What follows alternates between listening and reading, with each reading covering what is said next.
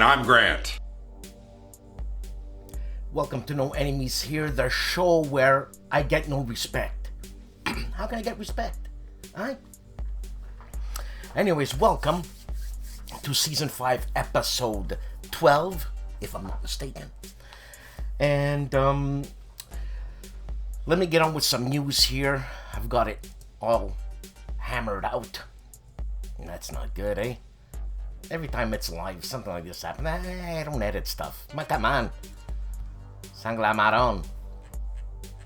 Okay, for cons, we have, and registration is now available, and I've been told that there is a max of 150 people, and they had to, how do you say, chuck people out, for lack of a better word, because I can't think of it, because I have a disease called CRS. Well, it's the CRSD. It's a syndrome. It's called the can't remember shit disease. Or whatever. But anyways. And I'm talking about Summit 2022, November 11 to 13, 2022. Obviously, and this is the big guys con. In other words, it's the San Diego HistCon. There are 79 days available. Left. Badges are limited. As I said, it's $75 per person, and it grants access to all 3 days. And it says here, the SD HistCon, the team, the San Diego HistCon team, big guys team, prides itself on creating a fresh and innovative convention experience that lets you explore the hobby in a friendly and safe gaming space. Awesome. So it's 3 full days of multi-era historical gaming, special tournaments, and a prototype room, and more. San Diego HistCon. It's happening. I'm glad it's happening. Cons are fun. And the thing is, as I'm getting back into war games, which is great, man. You know what I mean? I always thought I had no time, this and that. But the thing is, you make the time. And you have fun. And it's fun. And it creates offspring ideas that I could bring to you. You know what I'm saying? Because everything is a creative process. That's the way I see things. Also, on everything you wanted to know about war games but were afraid to ask Artie and my show, we're going to have special guests this Tuesday coming. All right? And that's Tuesday. Today, what are we today? We're the 26th, so I'm gonna say Tuesday, the 30th, douche time, 7:30 Eastern Standard Time. We will have special guests and a special code. Yep, you heard me right. They will issue a code, and there's gonna be a new name to the code.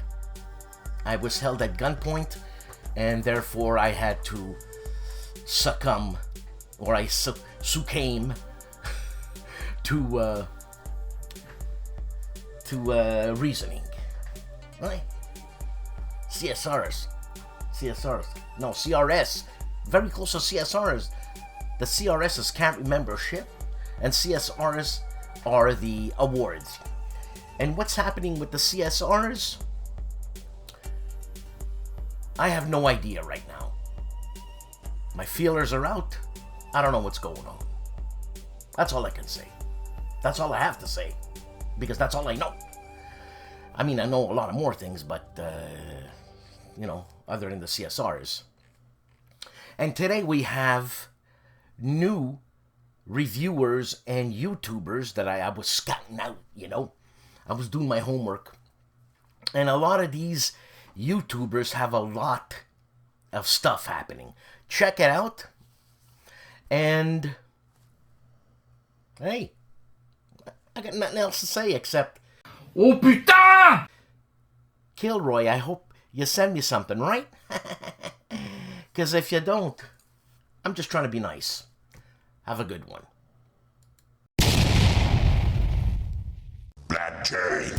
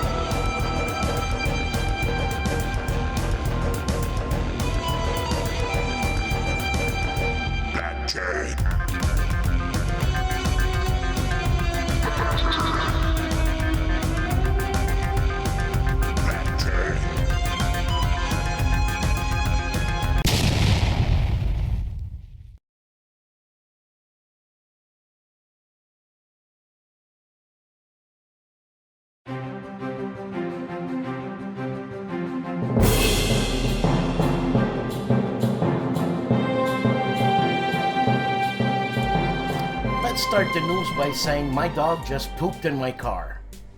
Ah, not wonderful? 3 Minute Board Games has 2 videos out this week. His first video in 3 Minutes Volume 4 is 40 games reviewed in 3 minutes. Also legendary 007, a James Bond deck building game in about 3 minutes, he says. 6 actual target for today, an unboxing. This is a game by Steve Dixon and Bob Best. I did an interview with Steve Dixon at one point, probably last year or 2 years ago.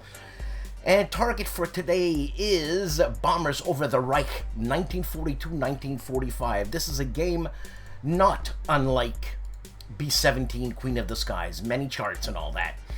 Artie of ARDWULF'S LAIR has 6 videos out. Moving update number 6, The Game Room for Now. Also, classless characters.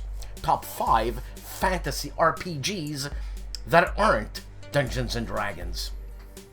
Also, counter clipping episode 87 and his flip through of Traveler. That is Traveler Tuesday. And everything you wanted to know about war games but were afraid to ask. We were talking about the Vietnam War for about 5 minutes. Then, the last one is an unboxing, Napoleon at Bay. This is a operational strategic game in 1997. Already picks them out. On the big board, 2 videos. Firelog Games Oaken Iron, First Impression, and Course and Pocket Wrap-Up. On Bonding with Board Games and RPGs, The Chief has 3 videos, a live interview with none other than solo master from GMT, Jason Carr, and another live interview with Charles Ward. Exist Games, any RP? Must be an RPG.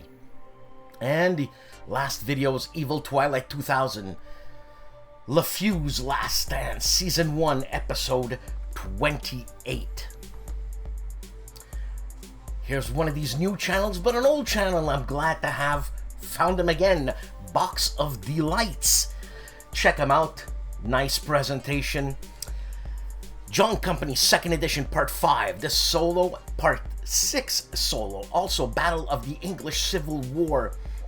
A solitaire book game by Mike Lambo. War of the Rings, the card game. This is a demo preview. Also, the card game, an addendum. That's a next video. And the Big Guys game, Harold Buchanan's Flashpoint, South China Seas. The man, famously known as Calandale, Enrico Viglino, has 5 videos out this week. Filling Diversion, Spanish Main Intro, that's a game. Spanish Main 1, Main 2, and he gives us a student debt rant. Must be the debts that have been helped out to the students. I don't know, it wasn't completely obliterated, right? This was just like a $10,000 debt help or something like that. Here's another video, an oldie but goodie, Charles Cabell, also known as Charles Cab. Checks out Conflicts of Heroes 3.0, a die AP check, anti-personnel check, that I'm assuming is awesome, he says. Well, gotta tell Uwe that. I've been in touch with Uwe, he hasn't been around, and I'm trying to get in touch with him, but his mailbox is full. You ever get that? Christopher Prest, and we will have a video by Christopher Prest, new paisan of mine, like Gilbert Collins to the south, Der Weltkrieg. Let's see, 6 videos on Der Weltkrieg. I gotta check them out. I only have 1 box of Der Weltkrieg, and that's the compilation, putting them all together type thing. I mean, if someone needs it, give me a buzz. On classic album reviews, I know it's different, Stigler. Relax. I checked this guy out. This guy's British, knows his stuff. Why does he know his stuff? Because I know my stuff, and he does too. And the last interview I saw was with Steve Hackett. You know, he's been on this channel as an intro. Check him out. If you're into music, check him out. And Combat Board Games unbagging the CDG solo system and giving STUKAJOE a big thank you. There's a new one coming out. That guy, STUKAJOE. Everything Compass Games on Compass Games Town Hall, episode number 50. We have Dad versus Son with a slew of videos. Let's say the first 6 are, I think we've seen this before, a thank you and fighting formations. But he continues fighting formations, scenario number 1, parts 2 till 5 and the end, and then he starts combat scenario 13, turns 1 through 9. All this on Dad versus Son. This is where you come to get your entertainment. Dave's Gaming Cave, Title Bout 2, Marciano versus Braddock with solo strategy rules. Look, Dave, I'm going to tell you right now, Marciano kills him. Stop it. Stop it. Come on. What's the matter with you? And Timmy of Harebrained Games, 3 videos out. He reviews Sea of Legends and Middle Earth Quest and Tavarua. Not Tarawa. Tavarua. Must be a different type of war game, eh, Timmy? On Hex to Hex, tagging flames if war bases. Thoughts. You probably meant in war bases? Tagging flames if war bases thoughts. I don't know, it's my ADD's freaking out here. Also, Barbarossa, part 4 and Crossing the Line, turns 3 and 4, and why do I do these things? Things, I'm assuming, I haven't watched the video, but I'm assuming he's talking about videos and games. Why does he do them? Why do I do them? You know what I'm saying? Because I love it. Hexed and Countered. This is a new one. He plays Iwo. That's Iwo Jima. Bloodbath in the Bonins. Parts 1 through 2. Then he does a Stalingrad 42 main game expansion duel unboxing and The Long Road, an introductory look at a game from Mark Walker. This, I think, is an RPG, weird War 3 type game, just like Mark. And Hexes and Soldiers checks out his Prussian army finished, he says, mostly. What do you mean finished? Nothing's painted, it's just red, blue, and black. Come on, Jason. What's a scoop? And we have the great channel that is History Hustle and his lesson on the Bulgarian occupation of Greece during World War II. I did not know that. I did not know the Bulgaria occupied Greece. My favorite Frenchie, Fred Serval, checks out Heroes of Normandy. He says here, interview, rules teach, and playthrough with Clem. Clem, like these Frenchies, they like to cut words. You know, like Clem is Clément. Because in the morning when he wakes up, he has a déj. That's a déjeuner. And it's very, you know, Freddy here is very sympa, which means sympathetic. They like to cut all these words. Come on, are you lazy? ID Jester, 6 videos out, The War Room, expansions and more, and also Western Legend, board game solo 2-player, then Tank Duel, The War Room versus Mr. Butterjelly. I hope that's not Butterfield or Butterball. I even forget his name now, but anyways. Then Normandy 44 by Mark Simonich, published by GMT, and another GMT game, but this time by Mark Herman, called Churchill, but I think it's Mark Herman and a couple of other guys, no? And Board Gaming with Herm.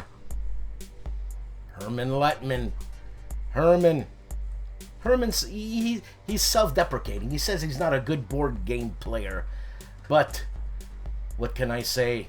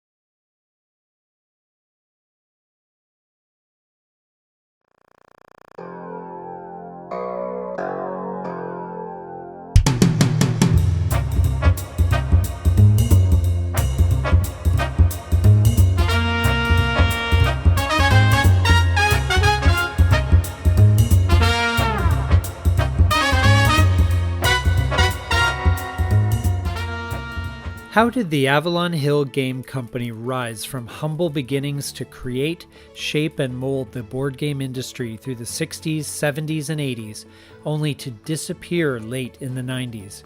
As this year is the company's 70th anniversary, it's a perfect time to revisit the roots of the hobby we all know and love. This is Legendary Tactics.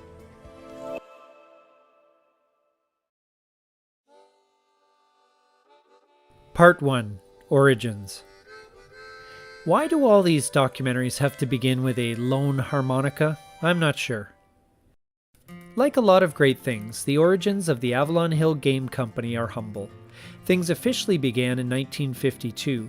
At the time, there really weren't war games available commercially, although the military in Prussia had started using them to train future army officers since 1780, and some games had been sporadically around since around 1800. Obviously, there were games like chess, checkers, and Go, arguably war games in the abstract. Stratego had been invented in 1942, but didn't really get broad distribution until 1959, the same year Risk got bought by Parker Brothers, beginning its own run towards classic status. In that year of 1952, a mere 7 years after the end of the Second World War, a man by the name of Charles S. Roberts, known as the father of modern wargaming, self-published a game called Tactics. This was before the company we know as Avalon Hill was even founded. For 6 years, Roberts sold the game by mail order from his home address, 305 Gun Road in Baltimore, Maryland. Initially, he sold the game under an unincorporated name, the Avalon Game Company, Avalon being the name of the area where his home was situated. This was the first primitive effort that would launch not only a company, but an industry. Roberts, however, always remained humble, saying that he never intended to be the father of board wargaming. As he said in his own words, there was no thought, let alone premonition, of founding a company, avocation, or industry in 1952 when I sat down in an apartment in Catonsville, Maryland, to design what ultimately became known as Tactics, the first modern board wargame. Roberts had grown up in Catonsville, the son of a railroad man. He had been dissuaded by his father to take up railroading himself, though he had an interest in it, and was instead looking at a career in the military or in journalism. He had applied to go to Korea to join in on the war there, but ended up practicing for war by designing his own board game instead. So what was Tactics like? Let's take a look at it. The original game came in a 14 by 22 inch red and black box. Although much simplified, the game comes with components that would become a staple of the hobby, like the combat results table, varied units with different combat strengths, and a board. It stood out in that all the components needed to play were inside the box, at a time when a lot of wargames were usually just a rulebook, and the players needed to make the components themselves, not unlike the print-and-play games we see today.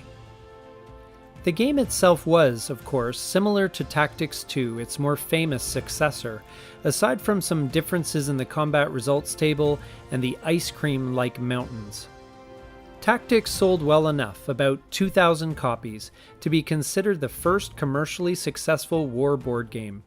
In 1958, Roberts decided to incorporate, and for aesthetic reasons, as well as a last-minute disagreement with another company, the word hill was added to the company name, as his house was not only in the Avalon area, but also happened to be atop a hill. Roberts began to work full-time to build his new company, although it remained a home-based business that year. In 1958, Avalon Hill produced 3 games, the aforementioned Tactics 2, Gettysburg, and Dispatcher. Tactics 2 was basically a remake/sequel of the original Tactics, although the changes were mostly aesthetic in nature as mentioned earlier. It had better art, a modified combat results table, and circular, not square, headquarters units.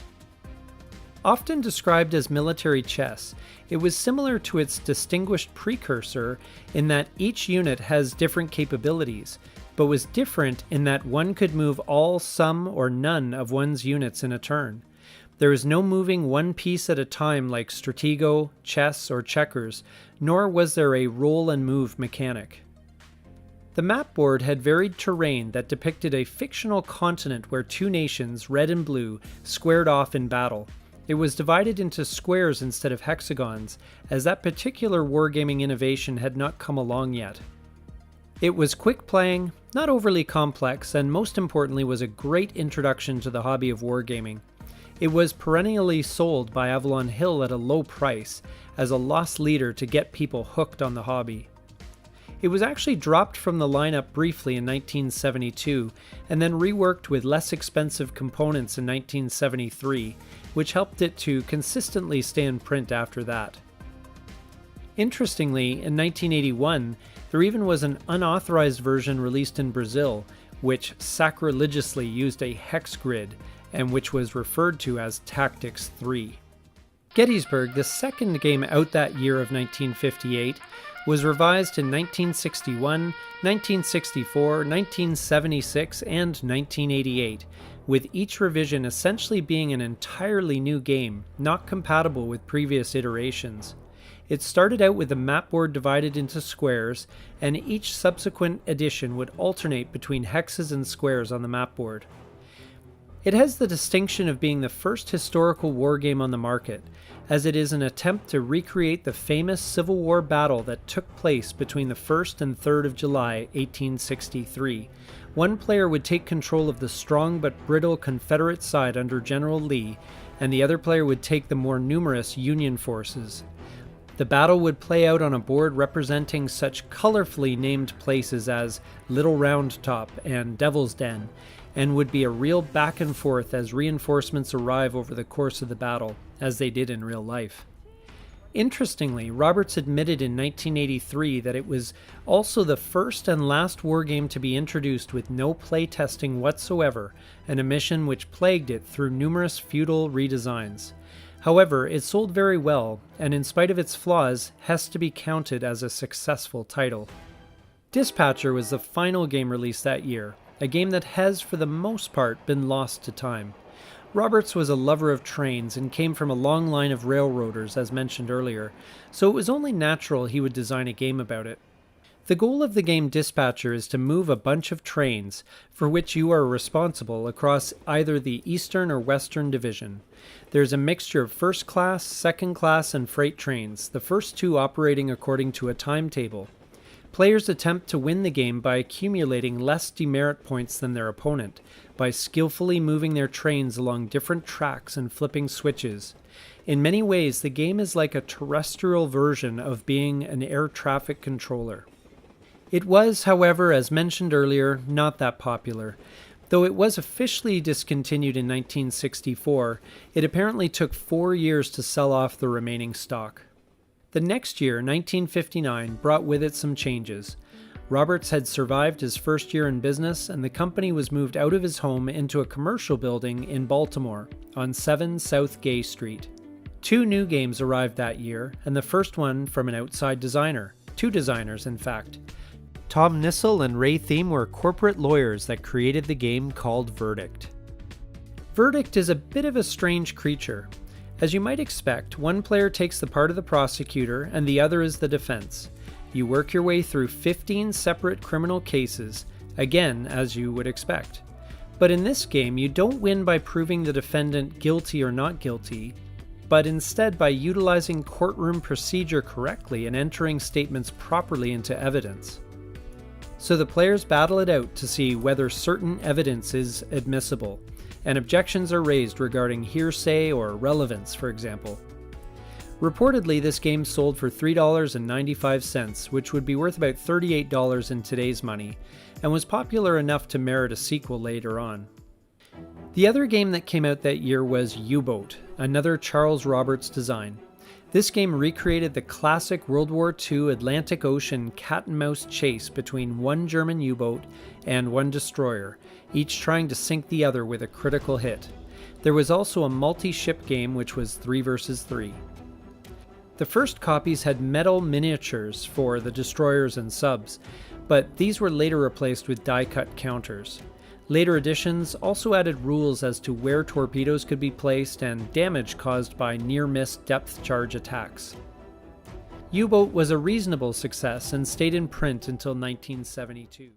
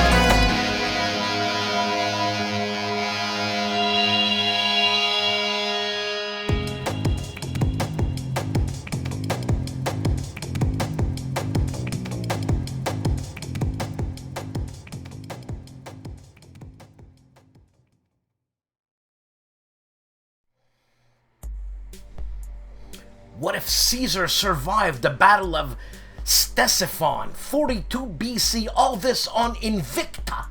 That's another one of my new discoveries.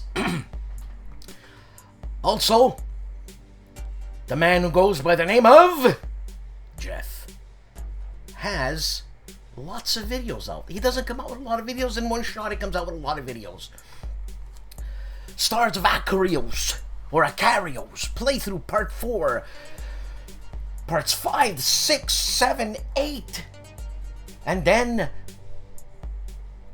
part 8 is a finale, and then he does the playthrough between M2, I'm assuming the finale, and something else. Jeff. Respect. Jim Ozarski. 3 videos out.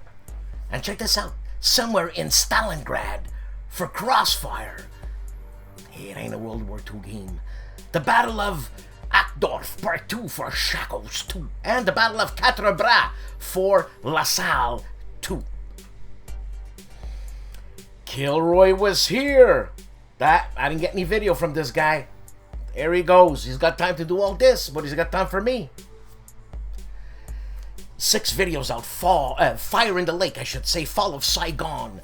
This is a game by Volko Ronke and Mark Herman. Published by GMT. Then a sci-fi fantasy Saturday. Seasons of Innis. And Great Battles of Julius Caesar. Deluxe Edition. This is a new one by GMT. Also, he gives us another Great Battles of Julius Caesar. Basically, it's the same game, but a different video. It's the same, but different. Point Blank V is for Victory. Lock and Load Publishing, an unboxing game by Sean Drulinger. And the game that is called Donnerschlag. Escape from Stalingrad by VUCA Simulations, an after-action report by the man who goes by the name of, well, basically he's got 2 first names. Robert Carroll. Carroll could be a first name, like Archie Bunker's first name was Carroll. Carroll O'Connor, I think. Come on, get a real name. On the great channel that is Kings and Generals, 4 videos out. How the Romans adopted the Greek gods. Come on, we didn't adopt nothing. They were there first. And the Battle of Sogdianrock, or Sogdianrock, in 327 BC, I should say. Alexander's Conquest, number 10. That's Alexander the Great. What were you doing when you were 25? Think about it. When you were 25, what were you doing? Well, Alexander basically conquered Europe, most of the Eastern world except Russia. And at 26, you know, he was taking it easy. He retired. What were you doing at 25? Think about that. On Kings and Generals, the last 2 videos, Battle of Eastern Solomons, Pacific War number 40, and Slavery in the Early Caliphate, or Caliphate, whatever you want to call it. Legendary Tactics. I'd like to thank Legendary Tactics for giving me the opportunity to show off his channel, which is a pleasure and an honor of mine, because he does great stuff. And I think he or they do great stuff, but I don't know yet. I don't know who they are. And this is what's happening on Legendary Tactics this week. Space Empires 4X, Close Encounters expansion. Then how to play Robotech, a reconstruction. Also, you don't know Battleship. Really? And continues a reconstruction on Robotech. Top 10 board games like Twilight Imperium. There's 10 games like Twilight Imperium. My own. And Space Empires 4X, a beginner's guide. Meet the Fleet. I like that. I like that. Meet the Fleet. I'm going to check it out because I want to play Space Empires 4X. Not a very difficult game, but an in-depth game. And a lot of people, they don't like it because you got to write things down. Come on, man. You know what I'm saying? Wow, you never went to school? On Let's Play History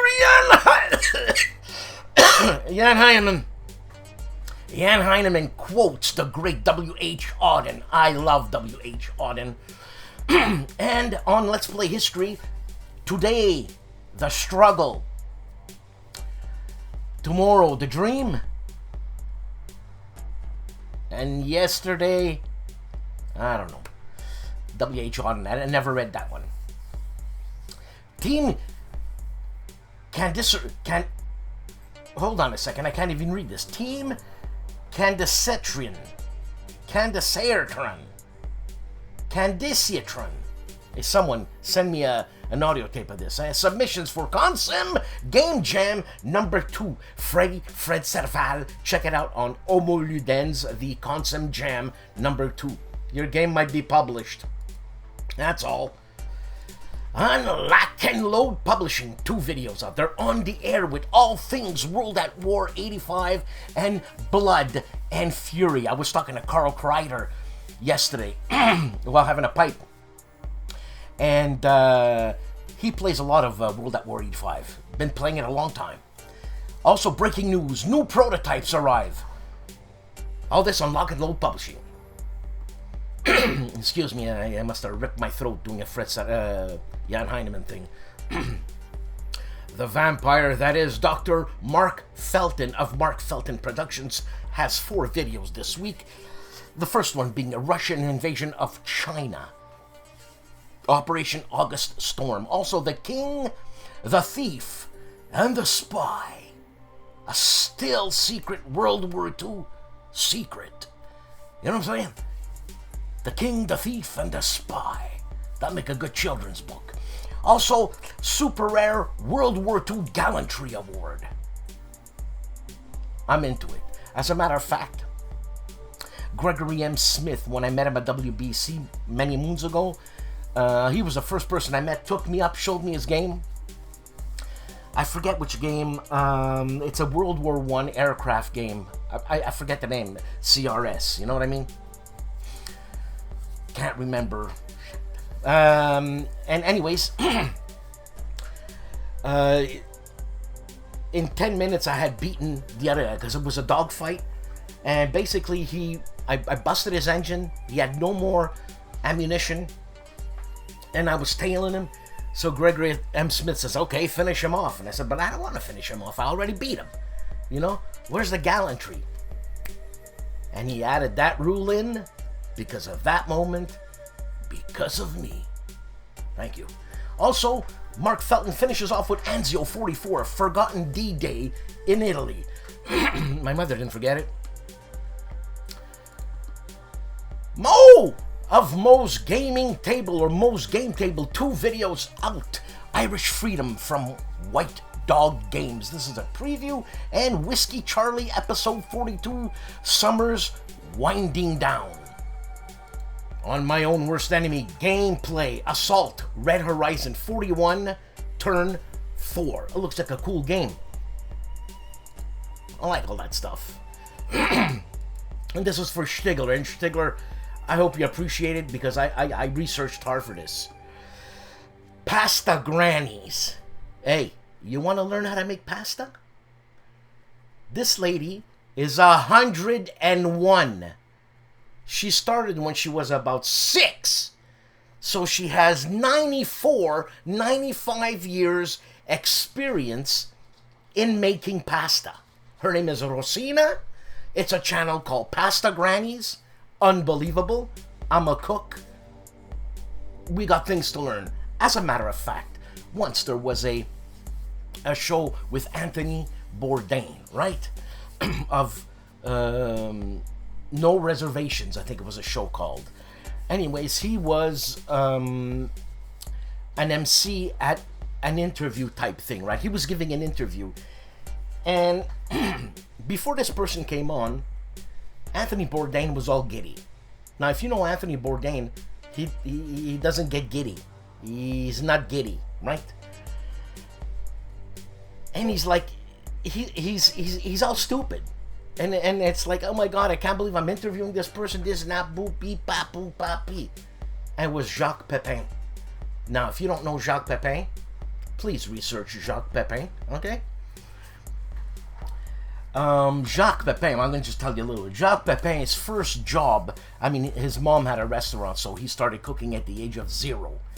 So, his first job was cooking with his mom's restaurant, obviously. His second job was being, and I'm assuming his second job, was being personal chef to Charles de Gaulle. Personal chef to Charles de Gaulle. After that, he was personal chef to Mitterrand, Jacques Mitterrand, I think, which was another French prime minister. And then he went on again. I forget who he was. Who was prime minister when he was there on his 3rd prime minister. So this guy was the personal chef of the French Prime Minister. Now, French food is one of the top 3 culinary dishes, foods, whatever. Top 3, right? There's French, there's Italian, and there's Szechuan. I think there should be Indian in there. But anyways, where's I going with this? Right. No, I forgot. God, CRS. Can't remember. Anyways, yeah, three prime ministers of France, right? So that kind of ups your thinking. I just remembered what I was saying. Yeah, so he was the chef of the Prime Minister of France. He wasn't the chef of the Prime Minister of England, where the food basically is fish and chips. I'm being facetious, but you know what I'm saying. It's not like he was the chef of the Prime Minister of Botswana. Not that I've ever had Botswana food, but you know what I'm saying, right? He was the main chef of the Prime Minister of France, right? So, anyways, he emigrates to the States, and what does he become head of? Howard Johnson's. He was the head of Howard Johnson's. He set the menu for Howard Johnson's. He got a good pay. Check him out, he's fantastic.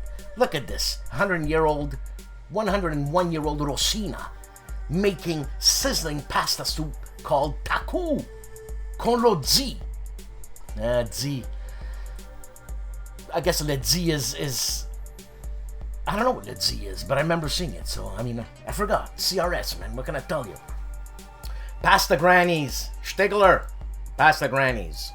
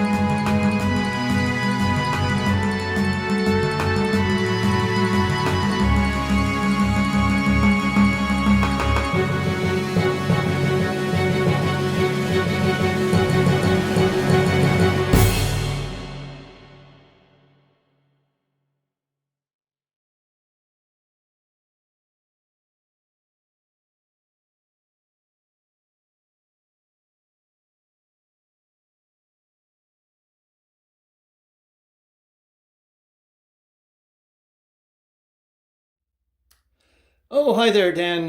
My name's Chris Prest, and I'm from Ottawa. And I guess I got back into Hex Encounter wargaming maybe about a year ago. And oh my gosh, what a year it's been. Anyways, and I know that since Canadian Thanksgiving's coming up, I decided on Saturday, October 8th, that I'm going to have a gaming open day. I'm just going to basically have my house open, and I'm going to send out a message to the Ottawa Wargamers, which I'm a member of, and just invite them over. I don't know if anybody's going to pop on over. I expect it to be pretty low key. I'm going to keep people on the main floor. My main gaming buddy that shows up every couple of weeks, Rob, is going to pop on over. I think my daughter and her husband, my son-in-law, obviously, are going to pop over just for moral support, that type of thing. But anyways, I thought, you know what, part of, I don't know, trying to be thankful towards other people was, and also with you mentioning in videos of, I'm sorry, I can't remember if it's your brother-in-law, nephew, or son-in-law or whatever, but I'm just going to call him your new gaming buddy. But I thought, you know what, why not just ask Dan if he wants to pop on over? And if you do, I've decided I'm going to let you and your new gaming buddy have my entire upper floor to yourself for the entire day or part of the day or whatever the hell you want to do with it. Yeah, so you can consider this your VIP area if you want. I don't know. So anyways, this is my main gaming room. And yeah, you guys can do whatever the heck you want in here. Just grab any old game. Oh, any old game. Most of them are brand new. Just grab any game you want. If it's in shrink wrap, I don't care. Just take it off, pop it on the table, play it, do whatever the heck you want. I'll do a quickie peruse, but you can go on to BGG and take a look at my game collection. But I thought, you know what? A lot of times it's, especially when you were saying that with your new gaming buddy, you're trying to find like that sweet spot of complexity. I'm like, well, maybe one of these games does, and you know, games are freaking expensive. So anyways, maybe this will give you and your new gaming buddy an opportunity to try out some games. You can pop on over here, and believe it or not, one of our members is Gilbert Collins, so who knows, maybe he'll even pop on over. And then there's, you guys can also use this room here, which is my secondary room. I call it my recon room. It's usually where I put a game in if I'm trying to learn the rule system before Rob pops over, so we don't waste tons of time. But actually right now I'm play testing the game. Well, you can see part of it, but I haven't asked the designer if that's the game I'm play testing. But I haven't asked the designer if you know, I'm allowed to show the map or any of that stuff, so I've covered it. But anyways, yeah, you can also use this room. You can see right now I've got D-Day quad set up. That's just for myself, but I am trying to coax Rob into playing it, and hopefully he will. Yeah, and you guys could take a break, watch a YouTube game tutorial, play some retro games, whatever. I'm going to be having food and drink provided, so you know, you guys can just hang out here, come down, do whatever the heck you want. And then, yeah. I also live basically walking distance to the train station, so if that's an option for you as well. And to be honest with you, and also part of, you know, just to be thankful, I'll even help you out if you guys wanted to pop on over for gas fare or train fare or whatever. I don't know, maybe it'd be a heck of a lot cheaper. Well, of course it's going to be a lot cheaper 3 ways than 2 ways. So anyways, that's it. Oh, yeah, and I'll show you my little quick things that just popped in, just came in the post there, the ARDWULF mugs. So that's it, Dan. Yeah, you don't have to respond. You don't have to do anything. I'm not expecting anything out of this. I've already got what I wanted out of it, which is, you know, your contribution to this hobby, and I've got so much out of it. It's just ridiculous. So that's that. Oh, you know, well, I'll show you a few other games you can take a quickie look at, but yeah, that's it. I've also got some videos on YouTube if you want to take a look and see if I'm not, well, maybe you still think I'm some kind of rando. But yeah, that's it. Yeah, I don't do editing with my videos, so you're getting what I'm getting. Or yeah, that's it. Okay, hope you're having a great time and happy gaming to you. And yeah, your hand looks amazingly like it's healing up super duper good. All right, bye.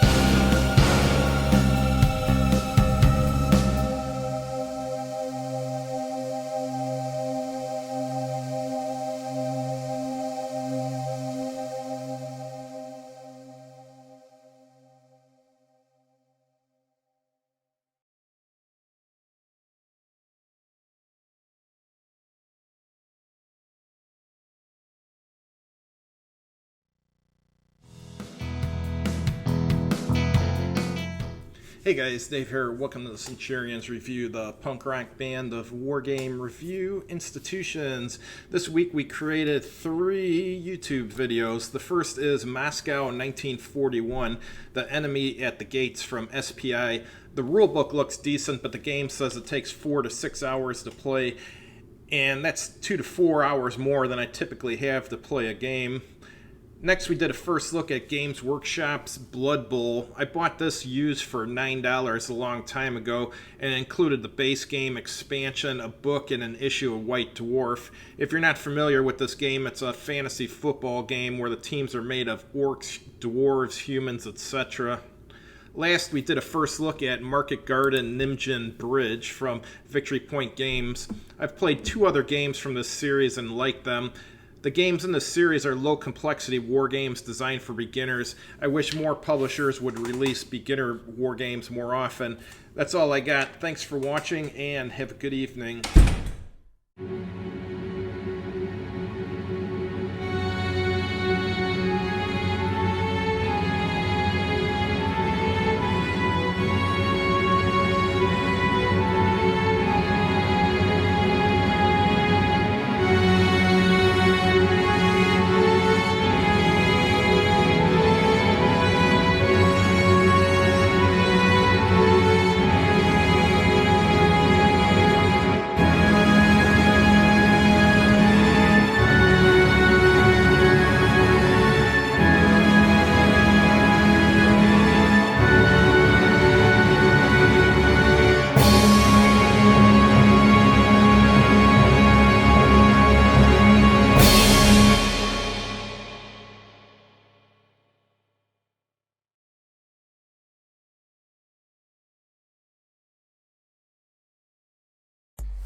Look who's back, Jay of Poindexter Games, with his fantastic channel and videos.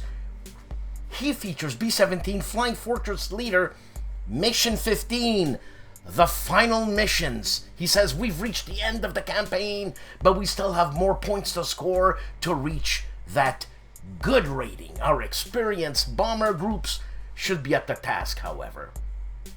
Check out Poindexter's channel. You will not be disappointed. This is...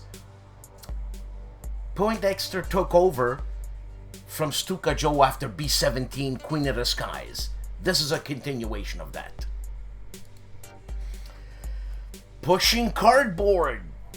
2 videos. North Africa unboxing a game by MMP, and podcast episode number 4 on Pushing Cardboard. And the Englishman that is the Rough Swordsman Wargamer. I thought he was a Kiwi, but forget it. It's because he's cute and koala, whatever. So Rough Swordsman Wargamer. 2 videos out. Zero Leader from DVG Playthrough Part number 1. And Tank Duel Part 1. The War Room versus 2 YouTubers. That's what it is, man. The lights. The camera, the voice, seek out and play. A short video that describes how many commanders and their bodyguards function in GMT's Command and Colors samurai battles. So, that's what he's doing, eh? The video covers the type of combat that bodyguards may engage in, what happens when they lose their army commander, and what special rules that apply. On Simple History, 3 videos. Battle for Pavlov's House.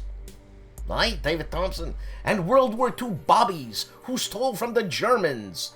And 8 things people get wrong about the US military. And on Smart War Games. I told you, I got some new ones, man. Some new ones to check out. Look at all the videos this guy's got. Yes, in 6 days, this is what he does, okay? Wolfenstein, Enemy Territory, Alive in 2022. I played that video game, it was awesome. DVG Down in Flames, World War I in Vassal. Stigler, Vassal. Even though it's a solitaire game, relax. Also, DVG Down in Flames, Dragons. You know when you go on the DVG website, And you see all these vassal modules. He's got 1 dragons. I always wanted to check it out, and I will. Day of Defeat Classic and DOD Source alive on Steam. DOD, Department of Defense? I guess it must be that. Check out Smart War Games. Also, Steve Jackson Games. You know, Steve Jackson's kooky, this and this and that, and some people get into the kookiness, which is cool. And here he's playing Batman. His type of Batman. Know what I'm saying? On Steve Jackson Live. Steve Dolges, 4 videos. Clarification on Great Battles of Julius Caesar Deluxe. This is a new game from GMT. Also, Library of Napoleonic Battles, an unboxing. And August 2022 check-in. Where has he been? Well, he's telling you. And then the Korean War DS Edition. Deluxe Edition? Turn number 3 on Steve Dolge's YouTube site. Here's another one. Storm of Steel Wargaming. I told you, man. Okay? Storm of Steel does painting. It's miniatures, you know, a wardy robe type thing. Also, Bench Report Hobby Update and ChillCon 2022 Shore Report. ChillCon, eh? I don't know about that. Also, Storms of Steel paint and chat, and building a battalion for Zero Group. So, best painting tutorial videos, the Caesar Awards. Check it out, 2021. There he is. Look at him, the handsome STUKAJOE, on his Sunday night bomb runs. He will be showcasing, here we go again, Donnerschlag, a game designed by Patrick Gebhardt and Pepito Zbadzuguti, published by VUCA Simulation. Sorry, Pepito. Or Pepe, eh? I didn't want to massacre your name. Board Game Chronicles, Keyforge, Worlds Collide, and Dark Tidings. Where else are you gonna get this information? Huh? On the Discriminating Gamer, Cody has 3 videos out. Legendary Black Panther game. Also, My Father's Work. That's a game. Not his father's work, but the game My Father's Work. And a preview. Spartal? Struggle for Greece. Spartal. That's funny. I don't know if it's a game company or has something to do with the Spartans. The Dusted Game Shelf. RPG Waffle. Spelljammer is a wasted opportunity. In his opinion, obviously. And KOW Undead Project Revisited. KOW. Alright. And the Big Man's Game is showcased by the Gaming Gang's Jeff McAleer. Flashpoint, South China Sea, unboxing, and first look. A game designed by Harold the Big Man Buchanan. On the Player's Aid, WBC3 interviews. Greg Smith, Wes Crawford, and Dan Bullock. Huh? I'm sure Alexander must have asked if he's a brother to Sandra. What can I tell you? And on the Tank Museum Anti-Tank Chats number 5, Piat. That's the French, I guess the French bazooka was the Piat. But I don't know if it was called a bazooka. Maybe a recoilless rifle? Or recoilless bazooka? GIMPY of the Gimpy Gamer has 5 videos out. Scam or Not updated 2. Also, Sparta Prototype. And Reviewer's Bias. Yes. And Whiskey Charlie. And Resist Retail version. On Tony's Board Life 6 videos this week, Mr. President Part 2. Also, he starts Fields of Fire, the Nakdong River attempt. 1 intro and turns 1 to 3. Then he unboxes Lanzerath Ridge. and Great Battles of Julius Caesar, an unboxing. All this on Tony's Board Life. U-Boater 6585 videos, Case Geld, Axis Stall, U.S. Counterattack, then Traveler Companion Episode 3, Repairs and Questions, back to Case Geld, U.S. puts the pressure on, back to Traveler Campaign Episode 4, Underway First Jump, back to Case Geld, Battle for the Beachhead continues, you know what I'm gonna say next, eh? Back to Travelers Episode 5, Kotori System Survey begins, U-Boater 658. And on! My computer's taking its sweet time now. Why? What's going on? War Stories, part of the History Hit Network. 6 videos out. The assassination of Reinhard Heydrich. What a scumbag. And Hiroshima 1945, the inspiring life of a survivor. 1 hour video that. And the human cost of the Battle of Guadalcanal. Next video is, was Hitler being secretly poisoned by his doctor, Dr. Morel, that quack? And why did Japan attack Pearl Harbor? Why? And how did American soldiers survive the harsh Alaskan winter? Because they were there. For sure. On Wardy Roleplays World War II, 2 videos out. Iron Cross solo play, Barkman's Corner, and Fistful of Toes 3, Barkman Corner. I'll repeat that. Fistful of Toes 3, Barkman's Corner. And the Cap, that is Wayne Hansen, does a live chat, alternate history, war games, and books. And then on his verdict, Storming the Gap plus solo assistant. And on his recon, Volters lead the way. Battles of the 324th Volters Unit Regiment. The man who has not given me a video for a while, I hope he's well, Michel of Wojennik TV, has 4 videos out. 3 of them in Polish, and the English one is Ardeny 1944, a review on Wojennik TV. World War II channel, Indian Idylls, Sicily liberated, Italy in the firing line. Also, Greece burns under Nazi occupation. And a floating airfield made of ice. Yeah, but ice and sawdust, I think it is. And it would have worked. They would have. We have Zilla Blitz with South Vietnam game called Save It Playthrough. This is a Fortress game, and it's a historical board game. Episode number 1, in which he says he's going to do his best to play it. He doesn't guarantee there'll be no mistakes.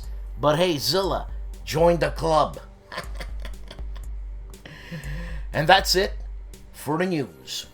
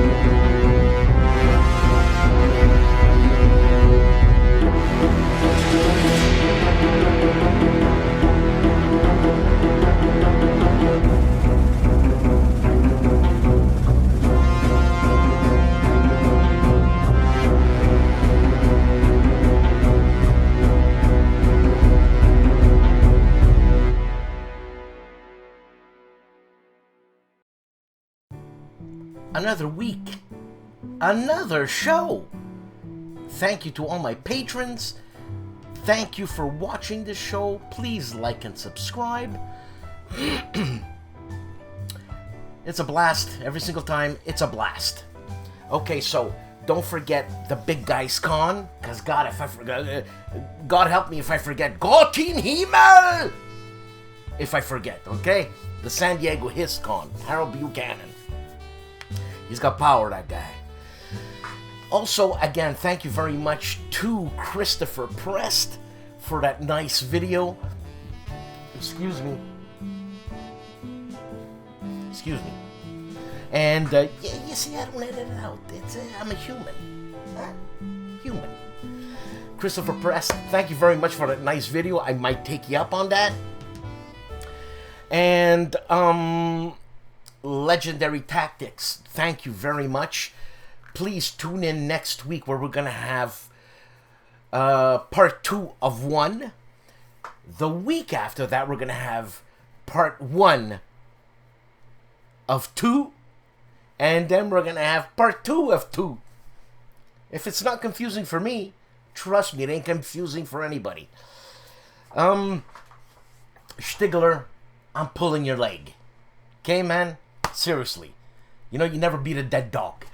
Capiche? And I'm happy that Jan Heinemann likes W.H. Auden. He's deep. Deep. Don't forget to check out some of these movie channels that I put on. Look, this show lasts, what? An hour at the most? I can't believe it's an hour. Hopefully next week, we're going to have Kilroy. We might have Wojennik. I know Ricardo's on vacation. He lost a lot of weight. That means his wife is making him walk. And it's just great to be alive, isn't it? Thank you to everybody. Thank you to all the reviewers. Thank you to all the YouTubers that make my life here possible. And, Jay, hang in there, baby.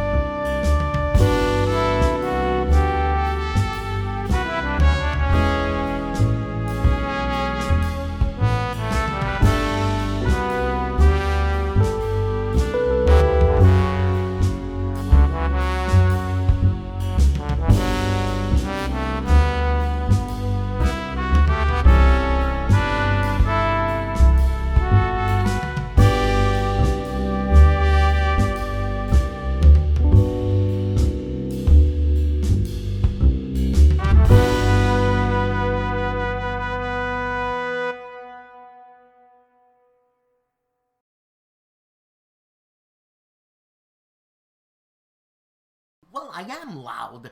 That's because I'm Italian, not because I play war games. The first words I heard when I was born was something like this.